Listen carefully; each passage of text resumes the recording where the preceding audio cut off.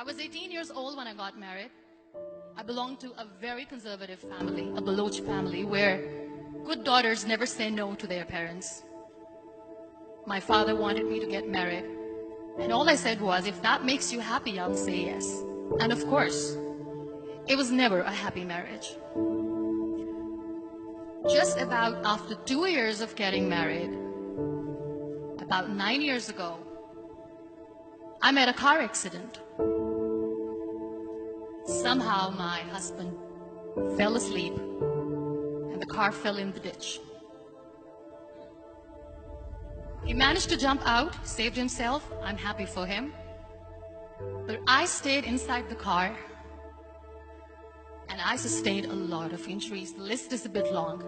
Radius ulna of my right arm were fractured. The wrist was fractured. Shoulder bone and collarbone were fractured. My whole rib cage got fractured.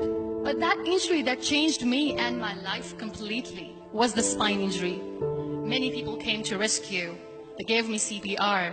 They dragged me out of the car. And while they were dragging me out, I got the complete transection of my spinal cord. Those 2.5 months in the hospital were dreadful. I was at the verge of despair. One day, doctor came to me and he said, well, I heard that you wanted to be an artist, but you ended up being a housewife. I have a bad news for you. You won't be able to paint again. Next day, doctor came to me and said, your spine injury is so bad, you won't be able to walk again. I took a deep breath and I said, it's all right. Next day, doctor came to me and said, because of your spine injury and the fixation that you have in your back, you won't be able to give birth to a child again. That day, I was devastated. I started to question my existence. Why am I even alive? So what kept me going was, one day I asked my brothers, I know I have a deformed hand, but I'm tired of looking at these white walls in the hospital and wearing these white scrubs. Bring me some colors, bring me some small canvas. I want to paint. So the very first painting I made was on my deathbed, where I painted for the very first time. What an amazing therapy it was. Without uttering a single word, I could paint my heart out. I could share my story. People used to come and say, what lovely painting. So much color. Nobody could see the grief in it. Only I could. And that day I decided that I'm going to live life for myself. I am not going to be that perfect person for someone. I am just going to take this moment and I will make it perfect for myself. That I'm going to fight my fears. So I wrote down one by one all those fears. And I decided that I'm going to overcome these fears one at a time. You know what was my biggest fear? Divorce. But the day I decided that this is nothing but my fear, I liberated myself by setting him free. And I made myself emotionally so strong that the day I got the news that he's getting married, I sent him a text that I'm so happy for you and I wish you all the best. And he knows that I pray for him today. Number 2 was, I won't be able to be a mother again. And that was quite devastating for me. But then I realized there are so many children in the world, all they want is acceptance. So there is no point of crying, just go and adopt one. And that's what I did.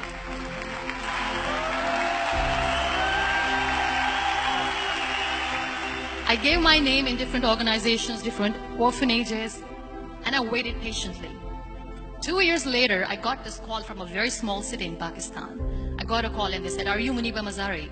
There is a baby boy and would you like to adopt? I could literally feel the labor pain. I said, yes, yes, I am going to adopt him. I am coming to take him home. And that day, I was 2 days old, and today he's 6. You know, when you end up being on the wheelchair, what's the most painful thing?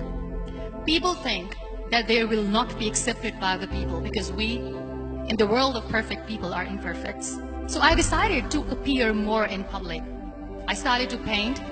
I have done a lot of modeling campaigns. I decided that I'm going to join the national TV of Pakistan as an anchor person. I became the National Goodwill Ambassador for UN Women Pakistan, and now I speak for the rights of women, children. I was featured in BBC 100 Women for 2015. I'm one of Forbes 30 under 30 for 2016. So when you accept yourself the way you are, the world recognizes you. It all starts from within. We have this amazing fantasy about life. This is how things should work. This is my plan. It should go as per my plan. If that doesn't happen, we give up. I never wanted to be on the wheelchair. Never thought of being on the wheelchair. This life is a test and a trial, and tests are never supposed to be easy. So when you're expecting ease from life, and life gives you lemons, then you make the lemonade, and then do not blame life for that. It is okay to be scared. It is okay to cry. Everything is okay, but giving up should not be an option. They always say that failure is not an option. Failure should be an option, because when you fail, you get up, and then you fail, and then you get up, and that keeps you going. Embrace each and every breath that you are taking. Celebrate your life. Live it. Don't die before your death. Real happiness lies in gratitude. So be grateful, be alive, and live every moment.